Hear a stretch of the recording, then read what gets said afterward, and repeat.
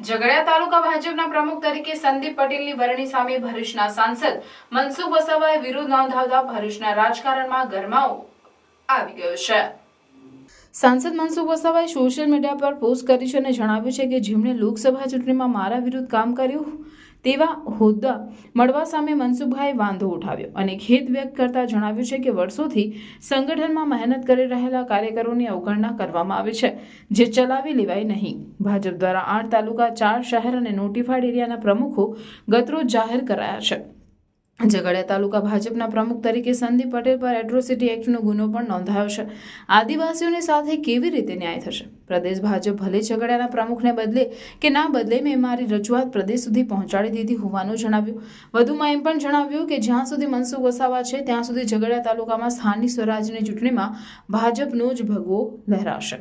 પ્રમુખ વરણીમાં પ્રદેશમાં સ્થાનિક નેતાઓએ ભરમાવ્યાનો પણ સાંસદે આક્ષેપ કર્યો છે। લોકસભામાં પણ આ જ ઝઘડિયાના નેતાઓએ મારા વિરુદ્ધ ગયા હતા અને મને હરાવવાની કોશિશ કરી હતી। સાંસદ મનસુખ વસાવાની ફરી એકવાર નારાજગી બહાર આવી છે, ત્યારે તેઓની રજૂઆત મોવડી મંડળના કાને ધરે છે કે કેમ તે જોવું રહ્યું।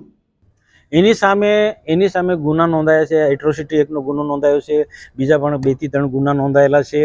અને ત્યાં હું જ્ઞાતિ જાતિમાં પડતો નથી, પણ આદિવાસીની વિરોધની માનસિકતા વાળો માણસ છે। આ પ્રદેશના લોકોનો આમાં કોઈ વાંક નથી, પ્રદેશની આમાં કોઈ ભૂલ નથી, પણ તાલુકાના જે કેટલાક લોકો, જિલ્લાના કેટલાક લોકો એ આનું નામ ધંધાકીય રીતે સાથે જોડાયેલા લોકોએ આનું નામ ઉપર સુધી પહોંચાડ્યું છે।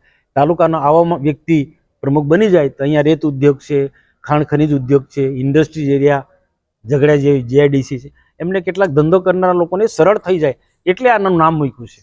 સંદીપ પટેલને પ્રમુખ બનાવવાથી એક તો સરકાર અમારા પારદર્શક વહીવટની વાતો કરે છે, એને નુકસાન થઈ શકે છે। મૂલ્ય આધારિત પાર્ટી છે, મૂલ્યનું ત્યાં ધોવાણ થઈ જાય અને સંગઠન પડી ભાંગે। સંદીપને બનાવવાથી ઝઘડિયા તાલુકાનું આખું સંગઠન પડી ભાંગે।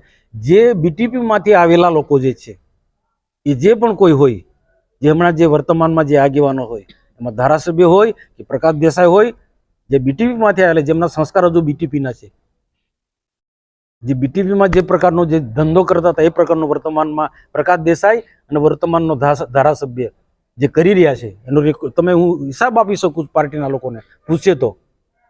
પાર્ટીની લાઈનમાં છે જ નથી, તો આ લોકો આને પ્રોજેક્ટ કરી રહ્યા છે।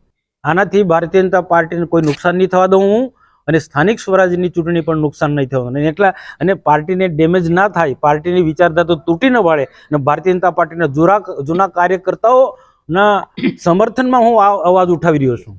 આ પાર્ટીનો બીટીપીનો કે નથી, પણ ભાજપ ને કોઈની સાથે નહોતો, પણ આ લોકોએ એને હાથો બનાવી દીધો છે।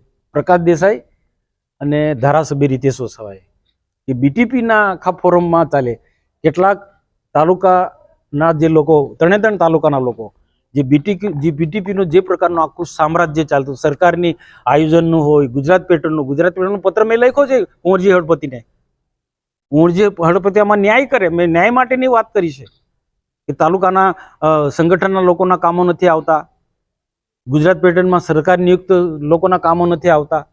મેં અને આ જો આને કોઈ પ્રકારનો આને રોકે ના, તો આવનારા દિવસોમાં જે બીટીપીમાં એ લોકો જે ધંધો કરતા હતા એ જ પ્રકારનો ધંધો કરે। પાર્ટીના ફોરમમાં આ વાત મેં પહોંચાડી છે, અને ઉપલા લોકો આનાથી હજુ પણ સાવધાન થઈ જાય કે આ પાર્ટીની વિચારધારાના વાળા છે જ નથી, જે બીટીપીમાં હતા અને બીટીપીમાં જે ગોરખ ધંધા કર્યા છે એ ધંધા અહીંયા ચાલુ છે ને હું ચાલવા નથી દેવાનો। હું સરકારની પારદર્શક વહીવટમાં હું માનું છું, પાર્ટીના મૂલ્ય આધારિત એના પર હું ચાલું છું, પાર્ટીને કોઈ નુકસાન નહીં થવા દઉં, અને સરકારની જે યોજનાઓ છે લોકો સુધી પહોંચે એના માટેનો મારો આ લડત છે।